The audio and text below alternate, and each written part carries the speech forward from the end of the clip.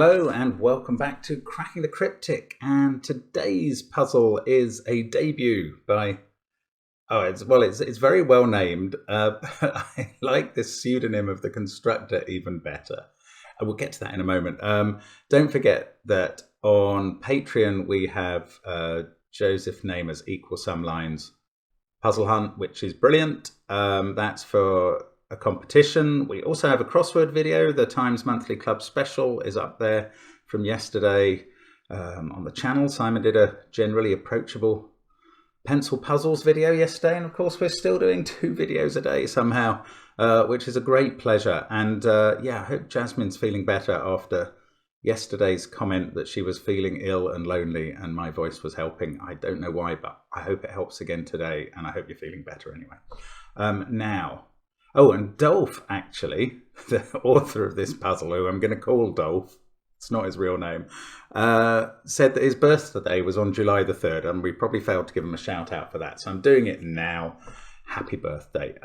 Now, yeah, this puzzle came with, you may be tired of doing hard puzzles, so this ought to be a relief. So it might be easier than, I do feel I've done 2 quite difficult puzzles in the last couple of days. Yesterday's, I know, was only just over half an hour, but it was one of those where the logic was such that it kind of disturbed the brain enough, I think, that I was missing ordinary Sudoku moves towards the end. Now, you will say that you are a stormtrooper anyway, Mark, and you miss ordinary Sudoku moves all the time, and probably anybody does, but I'm hoping for something easier. However, the puzzle is actually called, oh, let me try and remember the full title. I think it's Lasciate ogni speranza voi centrate. That's it. Lasciate ogni speranza voi centrate, which is Dante's message at the front of the gates of hell. Abandon hope, all you who enter here, is how we render that in English. And it sits, I think, above Traitor's Gate, at the river entrance of the Tower of London, where the traitors were taken in, never to return. Yeah, so it's a bit of a scary motto. I think the pseudonym today is brilliant. Dolph the Undead Viking, and I love that. It's just crazy. I think that Dolph is thinking that now he's started setting puzzles, he may as well abandon hope, and he's lost down a rabbit hole forever. Although he may be telling the solver to abandon hope. I don't know. Let's see how it plays out. And I have no idea whether Lasciate ogni speranza is current Italian or early Italian or medieval Italian. I don't know. So apologies for ignorance, pronunciation, and lack of general ability to understand Dante's poetry. Now, the rules of this are relatively straightforward if you've seen videos on the channel before, but there are a few. So normal Sudoku rules apply. That's the numbers 1 to 9 in every row, column, and box. Ooh, like that.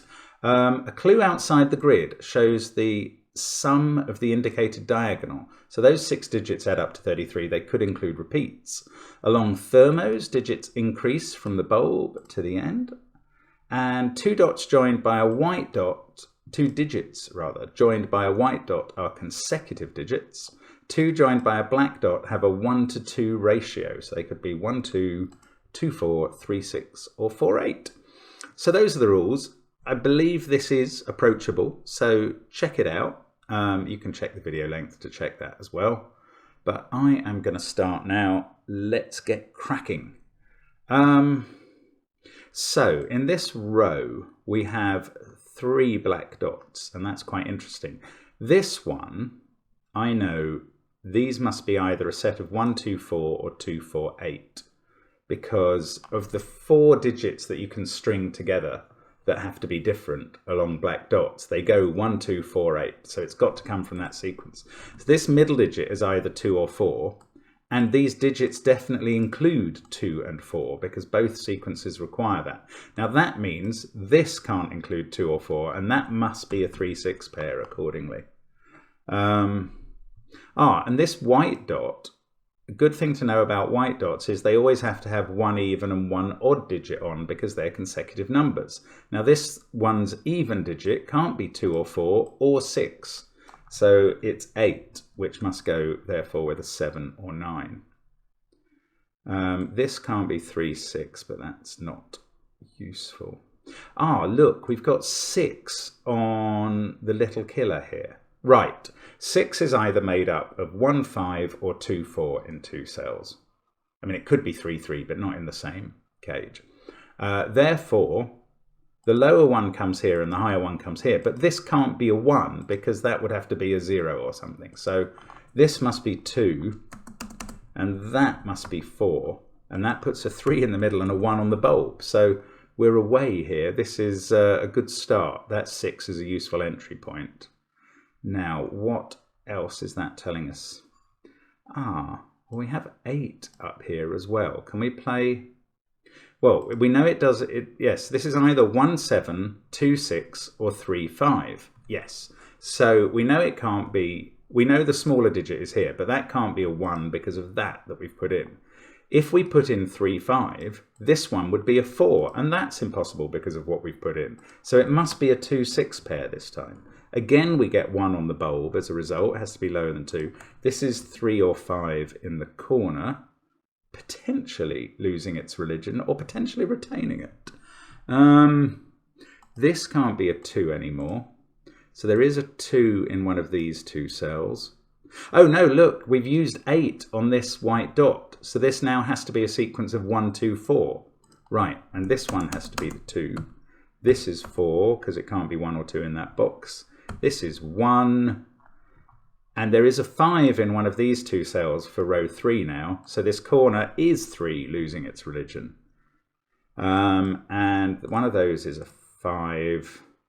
There's a pair here. This needs, I mean, a consecutive pair. That needs an even digit, which is now, again, 8. Oh, look, we've got 6 in this corner as well. So I think we can do exactly the same as up here. It can't be 1, 5 because of the bulb. So it's 2, 4. Oops. And then we can fill in the other digits on the thermo immediately. And this is another 8. Now, does this have to be 2, 6? Again, it can't have a 1 here. And if it was 3, 5 there, yes, again, we'd put a 4 in the corner that can't be there. So it is 2, 6, 1 there. I can't prove it's 3 in this corner too yet, but I bet it is. Now, 4 is next to 3 or 5 there. This black dot could be 1, 2, or else it's 3, 6. I don't see a way to tell which. 1, 2 would be fine for these pairs. 3, 6 is possible. Ah, no, wait, look, 8 is on this white dot, so it can't be in these cells, so it goes on this white dot with 7 or 9, and now in this box, 6 is down here somewhere. Well, specifically in one of those 2 cells. So these can't have a 6 on, so it's a 1, 2 pair there. 8, 4, 3 in this column can only go in one place on the dot. So 5 is down here along with 6 and either 7 or 9. And we've used all the corner little killers. I probably need to try and use this. Ah, there's a 5 in one of those 2 cells. Right, let's have a look at this run of dots. Yes, 1 and 2 have to be in this run of dots, don't they? Right, here's a nice little tip as well. 1 can never be between 2 dots where the ends of it see each other, because they'd both have to be 2s. So 1 can't be there or there, so it must be here, and that must be touching a 2 on the black dot, and then we've got to go 3 and 4 to continue this sequence of white dots. And again, 8 is forced out of this domino, so it's in this domino with 7 or 9. Now, what's this sequence? Oh, look, it's got to have a 2 in it and a 1. So it's a 1, 2, 3 sequence. And that's got 2 in the middle, and I don't know which way round it goes. Oh, hang on, probably do. 3 there fixes this 6, 3 pair. Now I know which way round that sequence goes. 1, 2, 3, 4. This has to be 6 in the row. Just trying to get rid of the corner mark there. 5 must be there. 5 must be in one of these two cells in row 7. So that's analogous to the 5 that we put there that fixed the corner. It fixes the corner again, and that's 3 in the corner, losing its religion. Right. So I can do this 1-2 pair, and now I've got a 1-2-3 sequence around this whole Fistemafell ring. But that's going to let me put in 1, 2, and 3 in the central box, which will be the last 1s, 2s, and 3s in the puzzle, I think. And if I've got it right, that's where they appear on the diagonal. Yeah, so all 1s, 2s, and 3s are done. I'm now going to have to disambiguate the rest using these longer little killers, I suppose. Now, 33 is quite a big number, especially when 3 and 1 are quite small numbers on that diagonal. So we take them off. These other 4 cells have to add up to 29. Now, if they all had to be different, that would be a 9, 8, 7, 5 set, but they don't. If you had 9, 8, 9, oh, the other one, no, the other one could be a 7? That's not right. Oh, they're adding up to 29, not 33. So if you had 9, 8, 9, oh, the other one could be as little as 3. But we've got all 1s, 2s, and 3s in the puzzle, so we know it's not quite that little. So that is not actually a useful place to start. Oh, 38, that is a bigger number by a distance, by 5. Right, we take off 4, and we're left with 34 in 2 groups of 2. They have to be 9, 8 pairs to get to 34. 17 times 2 is 34. So a little bit of maths in this puzzle. We haven't really used a lot, to be fair. And how do we use that? Right, what about... No, maybe we go down through the next higher one, which is 33, which now, this can't be more than a 7. It hasn't really changed things. Oh, 23 is a very low number, maybe. If we take out 2 and 3, we're down to 18, and the minimum, now that we've used up all the 1s, 2s, and 3s in the puzzle, the minimum is a 4, 5 pair in each box, which is exactly 18. So that's exactly what they are, a 5 and a 4, a 5 and a 4. And I've used these 2 4s to determine which way round they go. So that 23 clue is done. This 38 one is effectively done. Now I get a 4 on this 33 diagonal. So these other digits add up to 25. This one can't be more than 7. In fact, 7 and 5 are all it can be by Sudoku and the fact that there's an 8, 9 pair there. Now, I can't even remember what number I just said a moment ago. 25 for the 3 orange cells. Well, it's got to be 997. I think it's got to be absolutely maxed out. Let me just do the maths again. 10, 17, 26, 33. Yes, that is right. 997. And I don't think we need the orange colours anymore. They're done. So that becomes an 8. This is now a 9, touching an 8 on the white dot. This is a 5, 7 pair that can be filled in. This is an 8, 9 pair that can be filled in. What's this? 5, 7. That can be done too.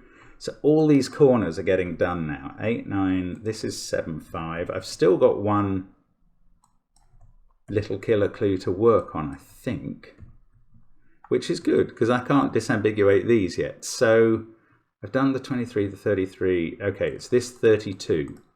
Now, 32 minus those 3, which add up to 10, leaves 22. Now, what can this be? 7 or 9, I reckon. It sees everything else. And this one sees the 8, 9 pair in the box. 1, 2, 3, 4, and 5. So it's 6 or 7. And I've instantly forgotten the number I need it to add up to. 22. So the minima here are 6, 8, and 7, which is 21. So that, oh yeah, so there's only 1 degree of freedom. So one of these numbers goes up by 1 from those minimums. It's not this one, which can't be an 8 because of that. So that's a 7. And now these two are going to add up to 15. Let's get rid of that blue. Right, maybe we can do some more Sudoku first. These two add up to 15. Oh, yes, we've got an I-wing in the top row. So that's a 6. 7, 8 pair there. This is 5 or 7. Right, by Sudoku, this is 5 or 7 because it sees 6, 4, 1, 3, 2 in the column and an 8, 9 pair in the box. So that gives us 5, 7 pair in the bottom row. We get a 6 there. Since the blues add up to 15, we can probably finish off. I would even say the whole puzzle now. Let's remove the blue colouring. Yeah, I mean, we must have, yes, look, where does 7 go in the middle column? Can't be there or there because of these 7s. So it's right at the bottom. Now, we've got a 4, 5 pair here, which we can do thanks to the 5 at the top. 7, 8 here. Yeah, this is a nice puzzle. It's not very difficult. Not like some we do, but it's very fair. It's got a really nice flow. I would say that this is very like the standard of puzzles that you get in the World Championship, actually, that are designed to sort of test your speed rather than your utter breaking in brilliance. Yeah, that's the sort of puzzle that the absolute experts will do in 4 or 5 minutes, which is a significant level of challenge for them. And I would hope to do that in a World Championship in about 8 or 9, I would say. I mean, I'm a bit slower when I'm talking you through what I'm thinking, but I like those standard puzzles. I really like them a lot, and I think that is a nice puzzle, and I congratulate Dolph the Undead Viking. Does undead always mean like a zombie returned from the dead, or could it just mean alive, I wonder? I don't know, but I wish Dolph a very long life, or possibly undeath, and I hope he doesn't. Lasciate ogni speranza. And I wish you all a very happy day. Thank you very much for watching us as always on the channel, and hope to see you soon. Bye for now.